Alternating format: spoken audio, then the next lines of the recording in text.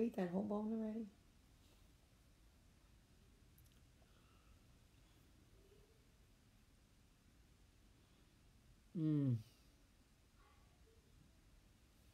Good morning. Good morning.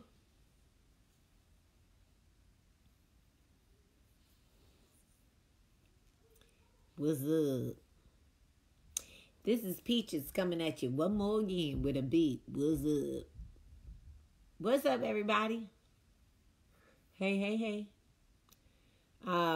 So I drove back last night from Atlanta, in the pouring rain. Pouring. I'm talking about teeming, pouring rain. And Taylor was like, we gotta go home. We gotta go home. I gotta be at class at 8 o'clock in the morning. Because I was like, Taylor, let's get a hotel. I'll get you a hotel room. Let's stay in Atlanta. And he was like, we gotta go home. He wouldn't even let me stay and eat. I was all hungry. Wasn't trying to feed nobody. Anyway, as you can tell, I slept with most of my makeup on. I'm not really 100% sure what's going on here, but hey, I showed up this morning and so did you. And that's all that matters. We're here together. I'm tired. I didn't get home until 11:30 because we had to drive 40 miles an hour in the pouring rain. Anyway, we made it home. The good news is that I was here this morning when Olivia woke up and I was able to wish my baby a happy 11th birthday. And she opened her present. And thank God for Michael, because as she was opening it, all I could think was, what did we get her? What was it?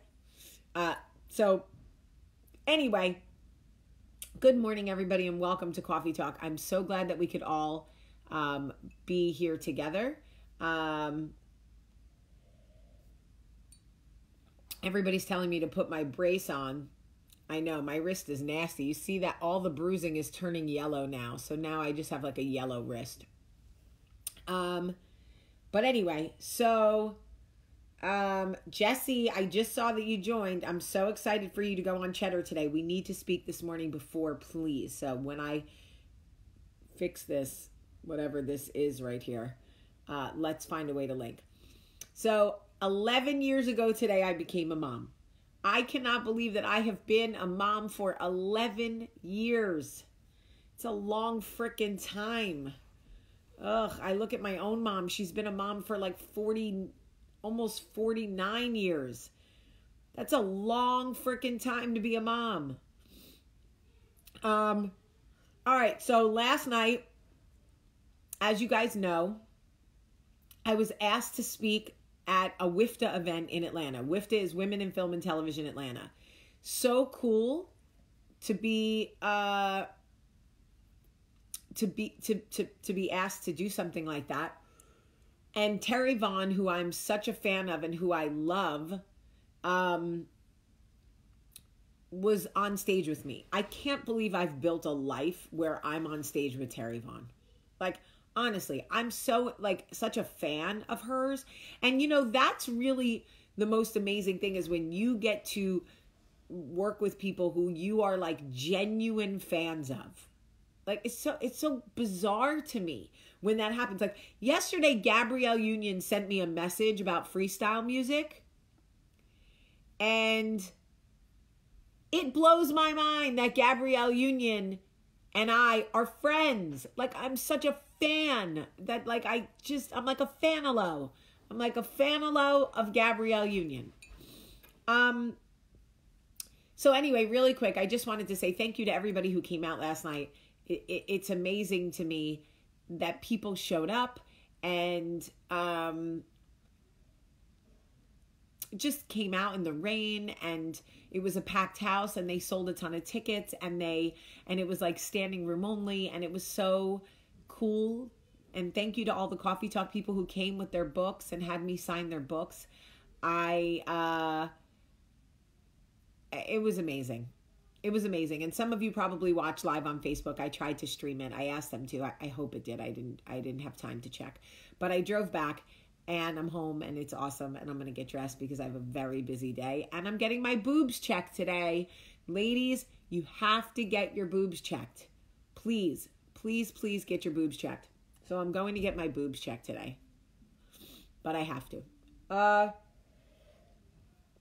lot of people have asked if they can hear the birth story of Olivia the way we heard it about Max. My birth story with Olivia is very different than Max. I was a first-time mom. I will tell you that Olivia was due on January 28th, which is Michael's birthday, and she came January 24th. I had gestational diabetes with Olivia. When you're a first-time mom and they tell you have gestational diabetes, you're like, oh my God, my baby's sick, because you don't know. Your baby's not sick. You just have to stop eating Bunch of Crunch at the movie theater in the dark like a fat ass, which is what I was doing. How did I find out I had gestational diabetes? I went to the movie theater and ate a box of Bunch of Crunch in the dark and came home and said to Michael, I feel so sick. Like, I feel sick. I feel dizzy. My head hurts. Like, I don't feel well. And he was like, well, what did you eat? And I was like, I ate a box of Bunch of Crunch. What? I'm pregnant. Okay? So I called Dr. Huggins' office and told them that I ate a Bunch of Crunch and it made me feel really sick. And he was like, let me check your diet, your glucose test. And he realized that I had made it to 25 weeks and never taken my glucose test. So he was like, oh shit, you got to come in. When I came in, they took one look at me and they were like, oh. And I was like, what? And they were like, you've gained some weight. I gained 19 pounds from 20 weeks to like 24 weeks or whatever it was. And I was like, is that a lot? They were like, yeah, that's not good. And I was like, oh. And Dr. Huggins was like, how the hell did you gain 19 pounds in 4 weeks? And I was like, I don't know, Bunch of Crunch? I don't know. So he was like, take the glucose test. Sure enough, I failed miserably. Like, I was this close to having to go on insulin. So, long story short, I had gestational diabetes. And apparently for 5 weeks, I was just eating Bunch of Crunch. Who's crying? And so then Dr. Huggins was like, you got to get your diet. You got to get your mind right. Okay? So, uh-oh.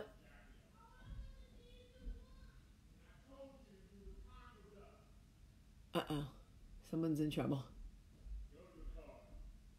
Hey. Hold on. Hi. What happened? We get off the bloody iPad. Bloody? Are you British? Love you. So anyway, long story short, I fixed my diet. I started eating much better. Okay. I learned everything about diabetes. I was that first-time mom. Like, oh, I have gestational diabetes. I'm going to learn everything there is about diabetes. So I took like a crash course and got my blood sugar stable and stopped gaining 20 pounds a week. But by the end, I was 170 pounds the day I delivered Olivia. Which, by the way, is nothing, because I was 199,000 when I delivered Max. So let's just keep it 100, shall we? But I was 170 pounds. So here's how it happened. The day before Olivia was born, Michael and I got our marriage blessed in the church to make it a sacrament. Long story for another time. But Father Bob hooked us up, right? So I was so big, but I didn't know. I was the first time, whatever. And they were like, oh, are you going to have, this woman at the church was like, are you going to have a big baby? And I was like, I don't know. How do you know? So I was like, I hope she's big enough to sleep through the night. And everybody was taking bets on what size baby I would have. So that was Wednesday night. So I'm laying in bed with Michael and I'm like, are we going to have a giant baby? Like, is she going to rip my vagina open? He's like, God, I hope not. Can that happen? So I'm like, that can happen. So Michael's like, that can't happen. I'm like, that can happen. That has happened to people where the babies come out and it rips their vagina all the way up to their asshole. Michael's like, what? This is not real. You're making that up. I'm like, I'm not making that up. This is real. I've heard trauma stories where women give birth and their fucking vagine rips all the way up to their ass crack. And so Michael's laying in bed staring up at the ceiling and he's like, then what happens? Does the woman ever recover? I'm like, I don't know. I mean, I guess so. She can't just walk around with a dolphin flap for the rest of her life. And he's like, this is traumatizing for me. And he's like, I feel like there are things that men just don't need to know. And that is one of them. I said, listen, I'm not going through this shit by myself. I'm having your baby in the next week. And everyone keeps telling me how gigantic she's going to be. And I just want you to be prepared that there's a chance that I'm going to push this sucker out and my vagina is going to rip all the way up to my back. Okay? Michael said, I think we should talk about having a C-section. And I said, I don't think they let you just have a C-section. Like, I think you have to have like a medical reason to have a C-section. So he's like, let's call Dr. Huggins tomorrow and let's talk about this because I don't want you to rip up to your back. That just sounds traumatizing to me. I don't think you'll ever heal from that. So poor Michael lays in bed. Oh my God. And I say to him, go to sleep. He's like, I can't sleep. I cannot sleep. Because keep in mind, before me, Michael has no sisters, no girls in his life. And like the kind of women he dated were nothing like me. Like you think they were like, oh, hey, did you know you could rip from your front all the way up your ass? Michael wasn't dating women like that. So for Michael, he just thought babies just, neatly slid out directly into college. They just came right out of the vagina into college. He didn't know that there was a whole, thing happening. So he's like, what else do I need to know before we have this baby? So I said, well, when they come out looking like the woman from Poltergeist. So he's like, what is Poltergeist? What is Poltergeist? He's like, I've never seen Poltergeist. I said, Poltergeist, when she comes out of the ceiling and falls into the bathtub and she's covered in all that pink goo, that's what they look like. He's like, oh my God, this is disgusting. And I said, and there's a lot of blood. He was like, blood? Why would there be blood? I'm like, because you're pushing a human being out of your body and it bleeds. He was like, how mad on a scale from 1 to 10 would you be if I waited in the hallway and they just called me when she was out and clean? I said, very mad. Level 10.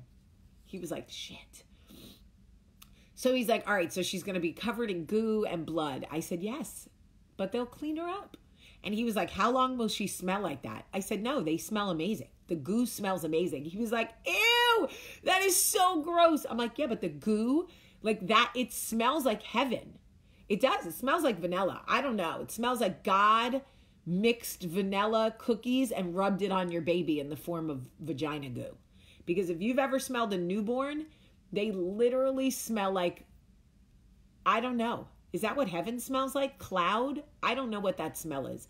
You can't bottle that smell. You can't make it. You can't describe it. It's amazing. So anyway, we're laying up and I said to him, I was laughing so hard that I said to him, you're going to make me go into labor.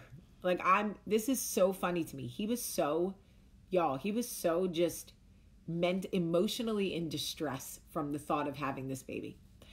So I said to him, is it weird to us that you waited until our due date to have an allergic reaction to childbirth? Oh my God. So anyway, long story short, I wake up the next morning at 5:30 in the morning. He's sound asleep. I get up, I go pee. I come back to bed, I lay down, and I'm like, ugh, I just peed in my pajamas. which, by the way, 9 months pregnant happened every day. So I put, like, my belly gets hard for a second and I'm just peeing, like, not a lot. And I go, oh, I don't know what is happening. So I poke Michael and I go, babe. He goes, yeah. I go, my belly keeps getting hard and I'm peeing in the bed. He goes, so get out of the bed. And I was like, I can't get up. I just fucking surrender. And I just was like, I can't do this anymore. I'm fucking pissing myself. You're scared. I don't know what to do. This baby's going to rip my whole body open. And then I was like, wait a minute. My belly's getting hard again. And I was like, feel this. So he put his hand on my stomach and he's like, oh, what is that? I'm like, I don't know. All of a sudden, I say, get me out of the bed. Get me up. So he's pushing me. He's trying to push my fat ass out of the bed. I can't move quickly because ligament pain is real. If you have ever been pregnant, ligament pain is the fucking worst. It feels like God himself is squeezing you with one of those Suzanne Summer workout bands. Okay? So I said to him, don't push me so hard. You're going to make the ligament pain come. So he's pushing me out of the bed. I get up, I stand up, and I go, okay, that's better. And I'm holding my stomach in my wet pajamas, and I say to him, there's a chance that my water has broken. I don't want you to panic. And this is Michael. So I go, well, you do need to breathe. You need to breathe. I don't know if my water is broken. I need you to smell it. He goes, smell what? I go, whatever's coming out of my crotch. He goes, I'm not smelling shit. I said, well, I can't get down there. So you will smell it. Because Dr. Huggins said if it smells like urine, it's pee. If it smells like nothing or something else, it's water. Michael's like, and how the hell do you want me to smell it? I said, go get a piece of toilet paper and put it in my pajamas. And when it comes out, smell the toilet paper. And he goes, I didn't sign up for this. I said, smell the fucking toilet paper. Get the toilet paper and put it in my crotch. Listen, we were first-time parents, guys. We didn't know. So he goes into the bathroom and he gets toilet paper and he goes, I feel like this is a setup. I don't think any other man has ever had to do this. I said, oh, yes, they have. This is what everybody has to do. So he gets the toilet paper and he reaches down my pajamas and puts it in my crotch. Now, of course, it's not coming out. So he's holding it there. And he's like, squeeze it out. I said, I can't squeeze it out. It's only happening when my stomach gets hard. So he's like, well, make your stomach get hard. I said, oh, okay. What am I, a fucking ringmaster? So I'm like, just give it a second. You're stressing me out. Now it's going away. Because what you don't know about labor is when it starts, it's not regular. So you can have a contraction and not have another one for 18 minutes. So he's holding the toilet paper on my crotch and he's staring at my stomach trying to will a contraction like this. And he goes, this isn't happening. You were just peeing. So I said, okay, well, if I was peeing, that's fine. I don't care. I just want to make sure. So he takes his hand out of my underwear. He goes into the bathroom. He's brushing his teeth. And then it happens. My stomach gets really hard and I can feel it coming out. It's coming out! So he grabs the toilet paper with the toothbrush in his mouth. He runs over and he shoves his hand into my crotch. And, you know, whatever, water comes out. He takes it out and he looks at it. And it's like pink tinged. And this is Michael. I said, don't you fucking pass out on me. Don't you fucking pass out on me. And he's like, is that blood? And I go, I don't know if it's blood. I'm not bleeding. I'm fine. Look at me. I am fine. And he's like, and he's like, this. I said, listen to me. Man up and smell the fucking toilet paper. And he was like, I'm gonna pass out right now. I said, oh, give me the toilet paper. So I take his hand and I go, I don't smell anything. He goes, what? I go, I don't smell anything. And he's like, I don't believe you. You just want me to smell it. So I'm like, smell the toilet paper. He's like, I'm not smelling it. So he's holding the toilet paper. And I go, I don't think that's blood, Michael. I don't think that's blood. So as we're arguing, my stomach gets hard again. It's happening. It's happening. Put it back down there. So he puts the toilet paper back down. This time, he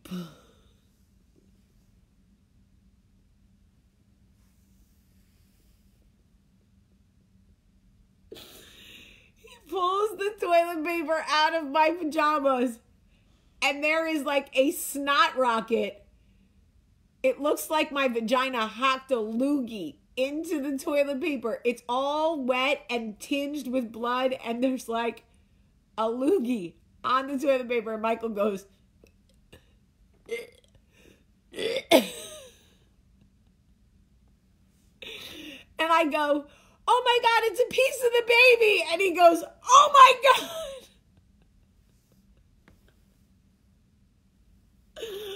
Oh my God. It was so fucking funny. And I go, you asshole, it's not a piece of the baby. I don't know what it is, but it's not a baby. So he takes the toilet paper, he runs into the bathroom, and he's over the sink, and he's like, and I said, I'm in labor. And he's like, oh my God. And he goes, is it coming out? I go, no, it's not coming out, asshole. But I'm definitely in labor. And he goes, how do you know? And I said, because that's the mucus plug. I said, so he's the what? I go, the mucus plug. There's a mucus plug that's like holding the baby in there. He goes, that's all that's holding the baby in there? A vagina loogie? I was like, yes, let's go.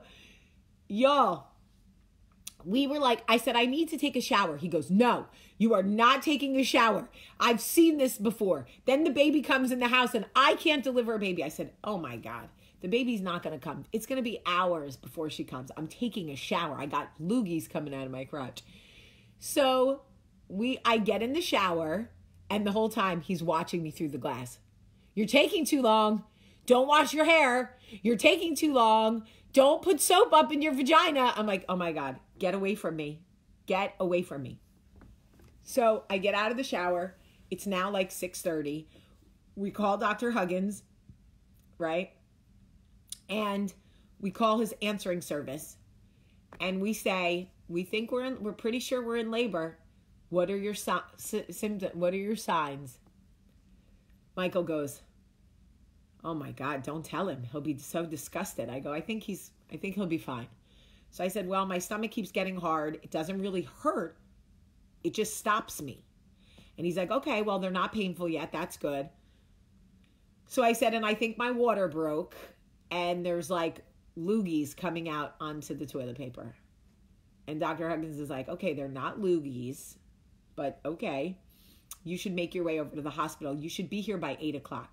So I'm like, oh, we got plenty of time. So I say to Michael, Dr. Huggins says we can be there by 8 o'clock. And Michael goes like this, we're coming now. Okay, Tonto, simmer down. So we go in the car on the way. Michael's like, is it coming out? Is it coming out in my car? I said, it's water, Michael. He goes, I saw it. It's not water. It's not water. So I'm like, all right, it's fine. We get to the hospital. I'm wearing like a maternity juicy suit.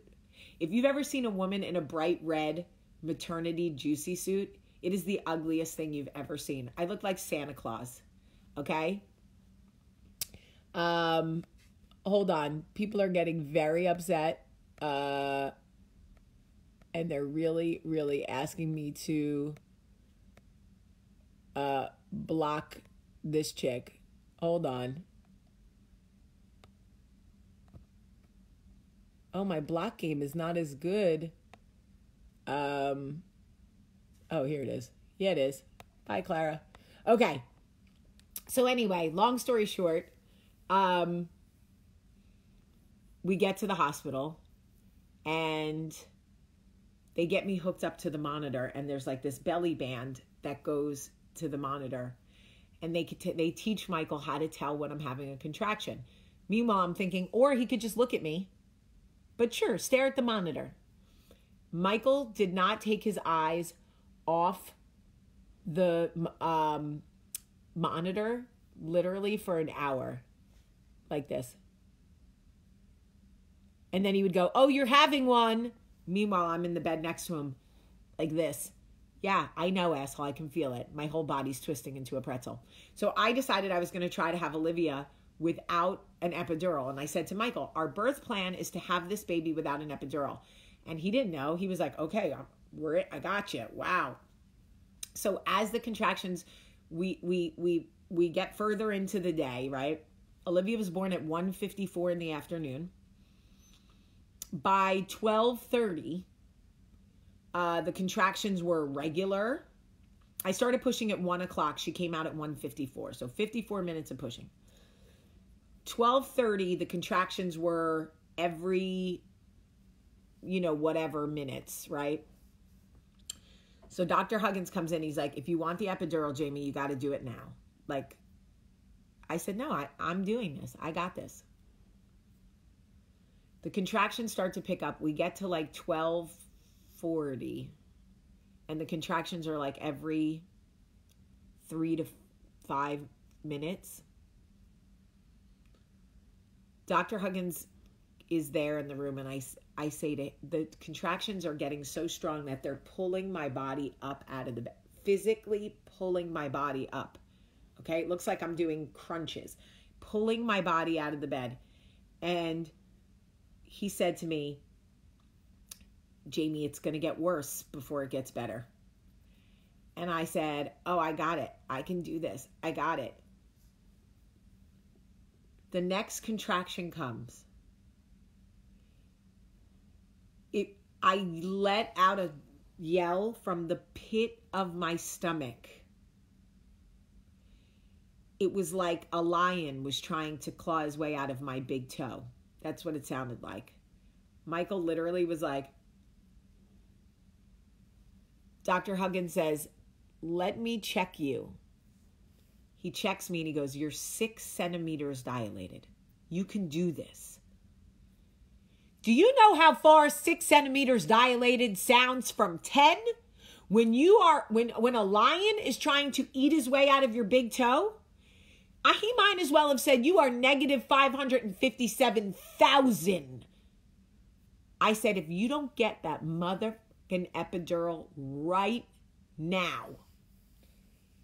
Listen, when that anesthesiologist came into my room, I said, I don't care where you put that needle, stick it in my eyeball. Stick it in my eyeball. Just make the pain stop. Well, guess what? You have to get a bunch of fluid before you can get the epidural. And because I had told them that I didn't want the epidural, they didn't give me all the fluid that I needed. So they said, Jamie, you have to wait until this bag of fluid. The next 10 minutes were the longest 10 minutes of my life because now my contractions were coming every 2 minutes, and they were coming like a freight train was trying to drive out of my nostril. And I thought I was going to die. And with every contraction, I said to Michael, I don't like this baby. I don't like this process. I want to leave. I can't do this. And then the contraction would stop and I would go, holy shit. And then I would go back to normal, like just normal. Oh my God, that is crazy. Babe, you can't imagine how bad that hurt. I'm not going to make it, babe. I don't think. And then the big one came. I gripped the bed so tight that I broke all the blood vessels in my arm and my eye. Oh my God. Meanwhile, the anesthesiologist comes in with the needle, shows Michael the needle. Michael says, I got to get the fuck out of here. I got to get the fuck out of here. You people are out of your minds. Listen, Michael is like a really tough guy, but not when it comes to this stuff, okay? At all. By the way, still the man, years later, who has issues with the crotch rockets, as he likes to call them. The snot rockets, the crotch rockets, whatever. Okay, so long story short, it's finally time to push. Michael's so far up by my head, he's literally in my ear. I said, if you don't stop breathing in my ear, I'm going to actually vomit. Okay, because there are certain things I can't handle. Oh, I'm like Michelle Obama. Remember that meme? I can't handle weird noises like this. When people make those noises. I can't handle when one person has that white spit on their bottom lip and it just keeps transferring from top to bottom. Certain things like I can't handle. I can't handle hot breathing in my ear. Get your breathing on me. I can't handle that. So anyway, they bring a mirror in front of me so I can watch. And I look down and honestly, my vagina has become a hove. My vagina is giving Jay-Z shout outs. My vagina is Beyonce giving Jay-Z shout outs like this. Okay? Literally. And all I can think is H to the Izzo, V to the Izzo. And I see hair and Michael's like, move the mirror. And I was like, yes, move the mirror, move the mirror. It was too much for us. It was too much for us. Move the mirror, move the mirror. So they moved the mirror because I was like, listen, if I poop, I don't want anybody in this room to see that. Because, you know, everybody poops. They say, oh, they try to be nice and they go, you didn't poop. You totally pooped. You're pushing a freight train out of your body.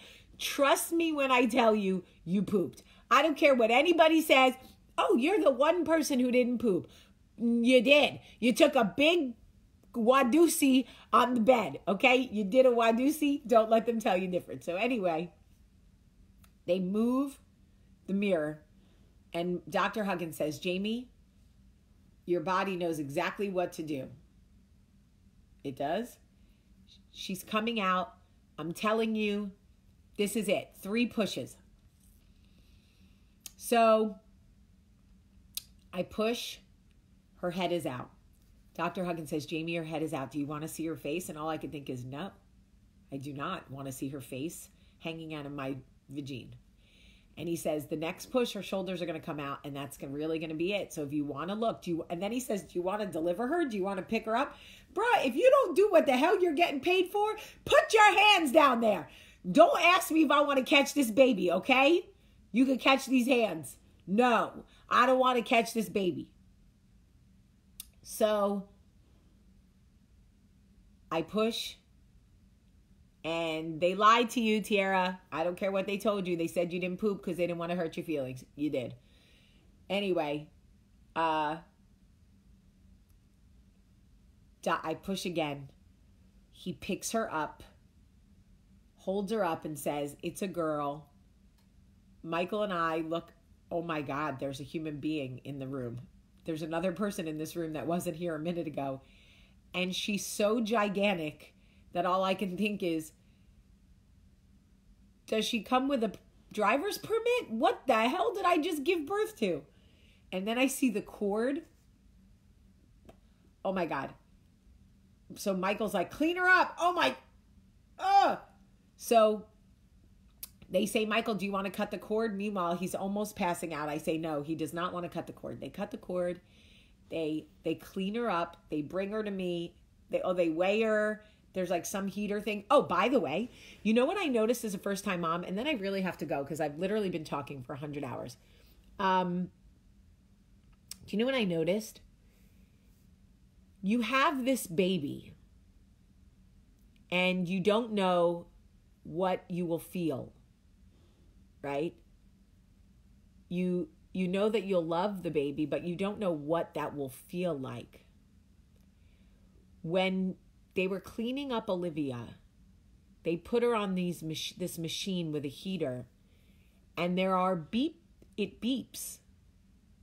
Okay, the machine beeps like it's part of the machine. Dr. Huggins is elbow deep in my cavity trying to get my placenta out. Okay, so this is what I see when I look down at Dr. Huggins, just literally all the way up to his shoulder, and I hear the machine beep, and suddenly I'm a different person than I was 5 minutes ago. Suddenly all I care about is that machine and why it's beeping. And everybody's just moving around. Everybody's just, washing hands and cleaning up mess and doing things. And I hear this beeping and no one's doing anything. And all of a sudden I have this overwhelming feeling to shout, "Why is the machine beeping? Why is the machine beeping? It's beeping. Nobody's checking on the baby. What's going on with the baby?" And in that moment, I knew I would never be the same. Ever. Olivia, it was like all I wanted. Bring me the baby right now. Bring the baby to me. I don't care how many people see my vagina. I don't care if my placenta falls out of my nostril. I don't care if I bleed to death. I don't care what's happening around me. Before the baby comes, you're all modest. How many people are going to walk in here? My vagina, blah, blah, blah. Your baby is, all of a sudden, the machine is beeping, and all I care about is the baby. Somebody check on the fucking machine. It won't stop beeping. Is she breathing? What is happening? Right? And you all of a sudden, you're like, if somebody doesn't give me the damn baby, I'm going to lose my mind. And they finally bring you the baby, and immediately you become this person. Back up. All the people you were joking with and like super cool with for hours, all of a sudden everyone's the enemy. Back up. Move away from my baby. Do you see what I just did? I gave birth. I'm a mother now. Move. Right? And all that matters is this baby. And they go, "She's amazing. 8 pounds, 15 and a half ounces. I'm sorry, what? I had a 9-pound baby. Okay? And I realized in that moment, like, even Michael didn't matter. I know that sounds terrible, but nothing and nobody mattered. It was like, just give me my baby and keep all the beeping machines away from my child. Suddenly, machines and beeping is like the worst thing that could happen to you. Get the beeping machines out of the room. I don't want to hear one more beep. And Olivia Susan Carol Sullivan was born. She changed my life, and she is my most challenging. She's like a mirror of everything that I wish I could be. She's a Bette Midler song. Olivia is a Bette Midler song. I could fly higher than an eagle, Olivia. She is truly the wind beneath my wings. I cannot even tell you. She is amazing. And my birth story was amazing, and it was super fun. And, we were first-time parents. Max's story, as you know, Charlie's was horrific and terrifying, literally, as they were putting PICC line in my necks and cutting me open. But I would do it all over again for all of them. I'm glad that you stayed with me for this entire birth story, because, oh my God, it was a mess. But we had Olivia is just, if you ever get to meet her, she's an amazing soul. She's just an amazing, amazing human being. Anyway, thank you I was not prepared to tell Olivia's birth story, but so many people asked for it. So that was us. If you ever see Michael, say, "Hey, how does that amniotic fluid smell?" And he'll probably pass out. I love you all. Love her. Yes, I gave her Susan's name, Olivia Susan Carol Sullivan, because Michael wanted his mother's name as the middle name, and I was so petty. I said, we're not giving her your mother and not my mother. And plus, I didn't want shit monogrammed, so I said, we'll give her 4 names so nobody can monogram anything. So Olivia Susan Carol Sullivan. All right, I love you guys so much. I got to put my brace back on because my arm is killing me, and I got to go to work. I love you. Have a great, great day.